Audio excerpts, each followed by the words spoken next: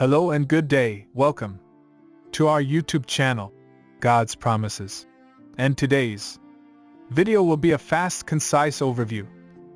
Book of Leviticus, chapter 2. Let's get started now. The Book of Leviticus is a book of laws and regulations given to the Israelites by God through Moses. Chapter 2 of Leviticus discusses the offering of grain offerings, also known as cereal offerings or meal offerings, to God. These offerings were made voluntarily by individuals, and they were meant to express the offerer's devotion and thanksgiving to God. In Leviticus 2 verses 1-3, God instructs the Israelites on how to prepare the grain offering.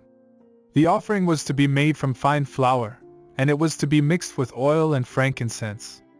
A portion of the offering was to be burned on the altar, and the remainder was to be given to the priests as food. One important lesson that can be learned from chapter 2 of Leviticus is the importance of giving our best to God.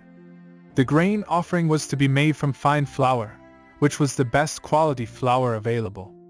This teaches us that we should not offer God something that is of inferior quality, or that is not our best effort. In Colossians 3 verses 23-24 it says, "Whatever you do, work at it with all your heart, as working for the Lord, not for human masters, since you know that you will receive an inheritance from the Lord as a reward." It is the Lord Christ you are serving. Another lesson that can be learned from the grain offering is the importance of recognizing God's provision in our lives.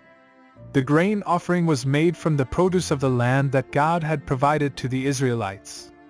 In the same way, everything that we have is a gift from God, and we should be grateful for His provision in our lives.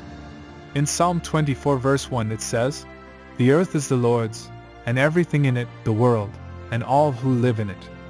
Additionally, the grain offering was meant to be a symbol of the offerer's devotion and thanksgiving to God. This teaches us that we should express our devotion and thanksgiving to God in all that we do. We should seek to live a life that is pleasing to God, and we should express our gratitude for His love and grace in our lives. In 1 Thessalonians 5 verse 18 it says, "Give thanks in all circumstances, for this is God's will for you in Christ Jesus." In Leviticus 2 verses 11-13, God gives further instructions on the grain offering. He instructs the Israelites not to use yeast or honey in the offering, as these substances were considered to be impure.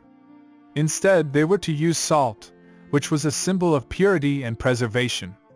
This teaches us that we should strive to be pure and holy in all that we do. We should avoid anything that is impure or sinful, and we should seek to live a life that is pleasing to God.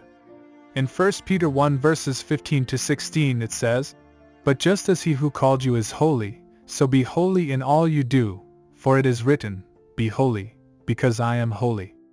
In conclusion, the Book of Leviticus, chapter 2, teaches us about the importance of giving our best to God, recognizing His provision in our lives, expressing our devotion and thanksgiving to Him, and striving to be pure and holy in all that we do. As we seek to follow these teachings, may we grow closer to God and experience His love and grace in our lives. Thank you for visiting us today. Please share with us your favorite Bible chapter below in the comments section. Don't forget to like and subscribe. It really does help our channel grow. Looking forward to see you back here for our next video. Always take good care.